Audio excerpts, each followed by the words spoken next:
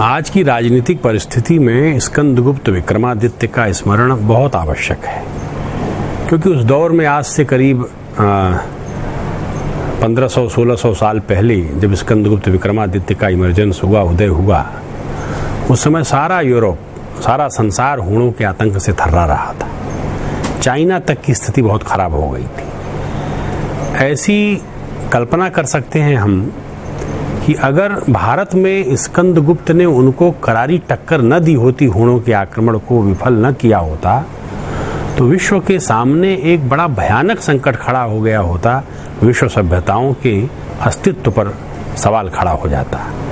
ऐसे में स्कंदगुप्त विक्रमादित्य का जो उदय है और उनका निकलना है, एक युवा की जो ललकार है, भारत की ये जो सनातन काल से चली आ रही एक योद्धा संस्कृति है कि जब जब मानवता पर प्रहार होता है तब तब भारत शांत नहीं रहता है। भारत की ये प्रकृति, भारत की ये चिति, भारत की ये परंपरा स्कंदगुप्त के जीवन में भी उसी प्रकार से प्रकट हुई जैसे उनके पुरखों के जीवन में प्रकट होती रही है। समुद्रगुप्त का जीवन स्मरण में आता है, चंद्रगुप्त विक्रमादित्य प्रथम, चंद्रगुप्त विक्रमादित्य द्वितीय।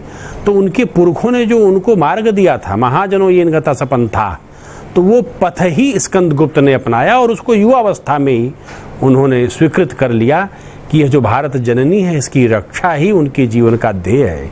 इसलिए उस राजनीति के प्रपंच में वो नहीं पड़े, जैसा दिखता है तमाम अभिलेखों में कि पाटलिपुत्र का सिंहासन किसको मिलना चाहिए। वह सिंहासन किसी को भी मिले, किंतु भारत की रक्षा होनी चाहिए। अगर भारत ही नहीं बचेगा तो ये सिंहासन किसके काम आएगा। उस देश को बचाने के लिए स्कंदगुप्त जैसा बाहुबली उस कालखंड में प्रकट हुआ, आज से 1500-1600 साल पहले, 4वीं सदी ईस्वी सन में। और उन्होंने इसी गंगा के किनारे से अपना अभियान शुरू किया। तमाम अभिलेख गवाह हैं, किंवदंतियां गवाह हैं।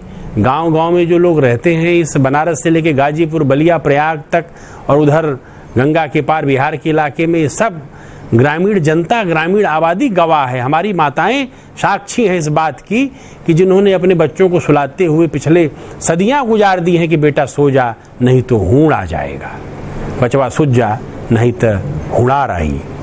ये शब्द साधारण नहीं है, ये अंतर मन में, अवचेतन मन में बसा हुआ शब्द है। ये शब्द बताता है कि हूण कितने खतरनाक थे।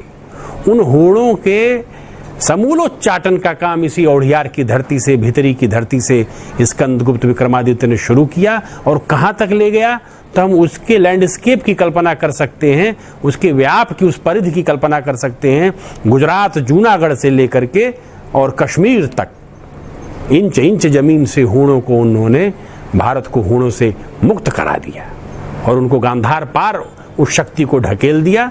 और इसलिए वो जीवित रहे। वो जो पहला आक्रमण भारत में हूणों का था, वह बुरी तरह विफल हुआ। हूण चकनाचूर हो गए, उनकी रीढ़ की हड्डी टूट गई और उसके कारण से फिर हूण उठ नहीं पाए। उठे भी तो जैसा आचार्य वासुदेव शरण अग्रवाल ने लिखा है कि हूणों की शक्ति इस देश के अंदर उनका बुरी तरह से समूलोच्चाटन करने के बाद भी जो थोड़े बहुत बचे, उनको बाद में सनातन धारा में, जो सनातन जीवन है, उसके जो मूल्य हैं, उसको अपनाना पड़ा। जो स्कंदगुप्त विक्रमादित्य ने रहने की शर्त रखी थी, भारत में रहना है तो भारत की सहिष्णु सनातन संस्कृति के अनुसार जीवन यापन करना होगा।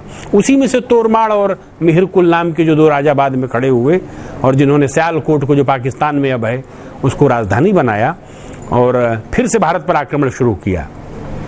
लेकिन तब तक उनकी शक्ति इतनी कमजोर हो चुकी थी कि गुप्त साम्राज्य से निकले हुए जो भारत के अनेक गणराज्य थे, जिनको शक्ति गुप्त साम्राज्य से मिली थी, स्कंदगुप्त से मिली थी, उनके पुरोधाओं ने उनको बिल्कुल धूल धूसरित कर दिया। और इस तरह से हूणों का जो नाम है, हूणों का सारा आतंक है, उनकी समाधि सदा के लिए इतिहास में इस भारत भूमि में ही बन गई। स्कंदगुप्त विक्रमादित्य अत्यंत विनीत, सदाचार से संपन्न, पितृभक्त, मातृभक्त और जैसे गुणों की कल्पना की गई है राजा के भीतर जो गुण होने चाहिए, वो सारे गुणों से परिपूर्ण उनका जीवन दिखता है।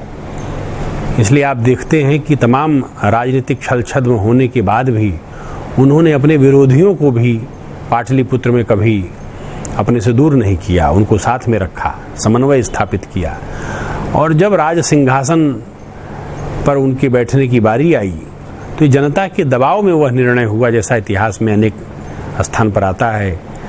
महान साहित्यकार जयशंकर प्रसाद ने भी स्कंदगुप्त के बारे में यही लिखा है कि वो राज्य के इच्छुक नहीं थे, भारत की रक्षा के इच्छुक थे, और इसलिए हूणों के समूलोच्चाटन के बाद जब स्कंदगुप्त विक्रमादित्य पाटलिपुत्र लौटे तो उस समय वहाँ की स्थिति बहुत अच्छी नहीं कही जा सकती। ऐसा कई इतिहासकार मानते हैं कि राज्य सिंहासन को लेकर के एक विवाद खड़ा हो गया था। इसमें स्कंदगुप्त की जो माता थी, उनका नाम संभवतः देवकी था, कई इतिहास के स्रोत बताते हैं, और उनकी जो विमाता थी यानी राजमाता जो थी, सम्राट कुमारगुप्त की जो पत्नी थी, पहली पत्नी, वो राजमाता अनंता देवी।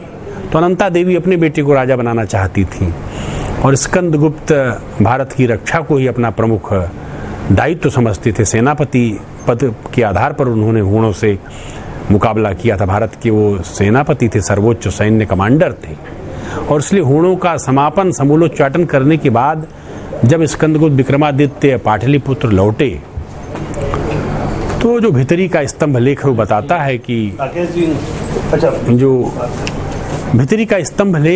है कि पाटलिपुत्र की जो स्थिति थी उस समय, तो हूणों का समूलोच्चाटन करने के बाद पाटलिपुत्र में जब वो अपनी माँ से मिलने गए तो डबडबाई नेत्रों वाली माता ने ऐसे ही अपने बेटे स्कंदगुप्त विक्रमादित्य को गले लगा लिया, जैसे कंस का वध कर आने के बाद कृष्ण को जेल में बंद देवकी ने गले में लगा लिया था।